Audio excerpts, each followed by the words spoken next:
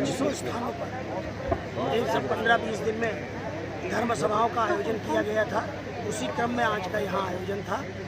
आज के इस आयोजन के माध्यम से हम संदेश देना चाहते हैं भारत सरकार को कि आप डे टू डे हियरिंग के लिए सुप्रीम कोर्ट में सॉलिसिटर जनरल के माध्यम से अनुरोध करें कि राम जन्मभूमि का मसला प्रतिदिन सुना जाए और उसका निर्णय शीघ्र आवे। एक संदेश। और दूसरा संदेश ये है कि जनमानस जितनी तेज़ी के साथ अयोध्या के मंदिर के लिए लालायित है, वो हम बताना चाहते हैं कि लोग ये न मान के चलें कि अयोध्या का मुद्दा छोड़ दिया गया है। लोगों के मन में बार बार ये जिज्ञासा होती है कि अयोध्या में मंदिर बनेगा कि नहीं बनेगा। इस सरकार के 5 साल सुप्रीम कोर्ट में भी 8 वर्ष हो गए। कोर्ट ने भी कह दिया कि हमारी प्राथमिकता नहीं है।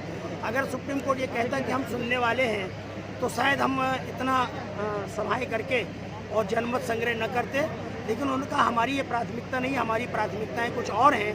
तो हम ये जानना चाहते हैं कि आपकी प्राथमिकताएं क्या है और इस देश के 100 करोड़ लोगों के मन की प्राथमिकता क्या है। यदि उसकी अनदेखी आप करेंगे तो कहीं ना कहीं भारत के संविधान ने नागरिकों को जो मौलिक अधिकार दिए हैं, उस मौलिक अधिकार की मंशा के विरुद्ध सुप्रीम कोर्ट जा रहा है। यदि सुप्रीम कोर्ट कहता है हमारी प्राथमिकता नहीं है तो दुनिया में हम कहाँ जाएंगे।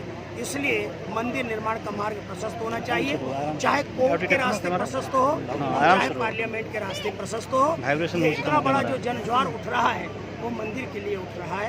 ये संदेश हमने इसके लिए हाँ, ये सरकार का विषय है। हमने सरकार से कहा है कि आप अध्यादेश ला सकते हैं तो अध्यादेश लाइए, आप विधेयक ला सकते हैं तो विधेयक लाइए।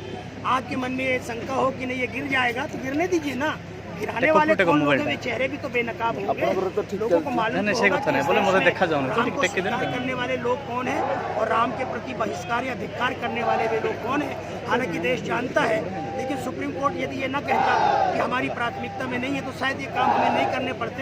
मुझे ऐसा लगता है कि भगवान श्री राम सुप्रीम कोर्ट के चीफ जस्टिस के मन में बैठ करके ऐसा कहलवा रहे हैं, क्योंकि राम की इच्छा है कि वो बहुत दिन तक अब मंदिर की प्रतीक्षा नहीं कर सकते। हम बीजेपी को बार बार ये कहेंगे जो आपने कहा है, देखिए बीजेपी मंदिर नहीं बनाएगा, कांग्रेस मंदिर नहीं बनाएगा, कोई राजनीतिक दल मंदिर नहीं बनाएगा। मंदिर तो समाज बनाएगा। जो सत्तारूढ़ दल होता है वो मंदिर निर्माण के मार्ग में आने वाली बाधाएं, यदि अदालत ही सबसे बड़ी बाधा बन रही है तो सुप्रीम कोर्ट में सॉलिसिटर जनरल के माध्यम से वो मार्ग प्रशस्त कर सकते हैं।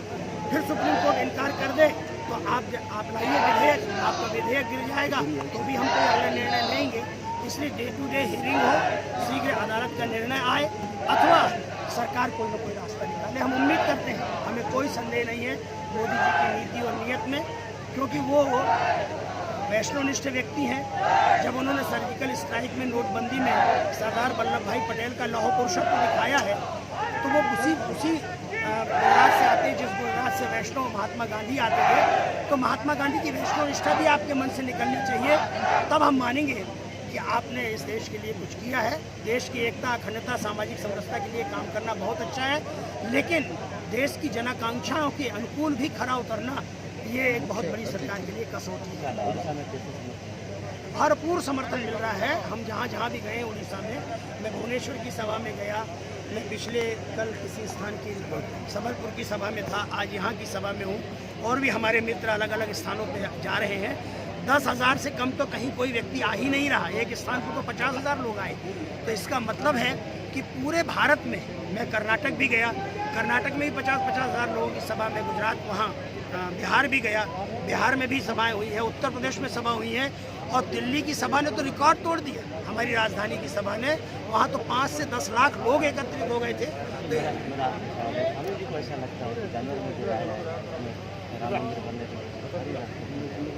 मुझे पूरा विश्वास है, हमें अपने न्यायालय पर भी भरोसा है, हमें अपने नेताओं पर भी भरोसा है, और वर्तमान में जो नेता जो लीड कर रहे हैं उनके मन में भी राम मंदिर है। और तो और मैं ये भी कहने में संकोच नहीं करूंगा कि जो कांग्रेस की सिद्धांतों से बने हैं उनके मन में भी कहीं ना कहीं व्यक्तिगत रूप से मंदिर निर्माण का रास्ता प्रशस्त हो जाए, ऐसा है।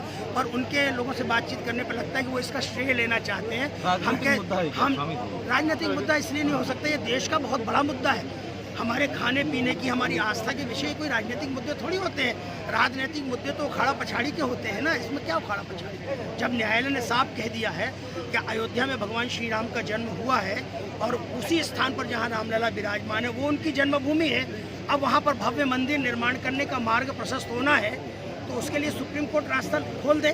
सुप्रीम कोर्ट नहीं खोल पा रहा है तो सरकार रास्ता खोल दे, क्योंकि जनमानस का रास्ता खुला हुआ है।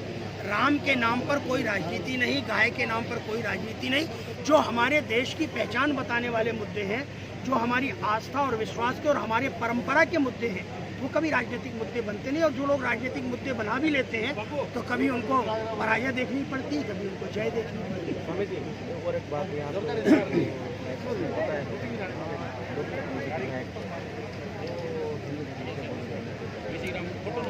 बौद्ध भी हिंदुत्व का ही अंग है।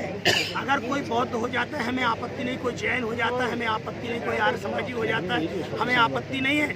हमें आपत्ति है कोई ईसाई हो जाता है, हमें आपत्ति है कोई मुसलमान हो जाता है, क्योंकि मुसलमान और ईसाई वो कहते हैं कि हम इस देश के नहीं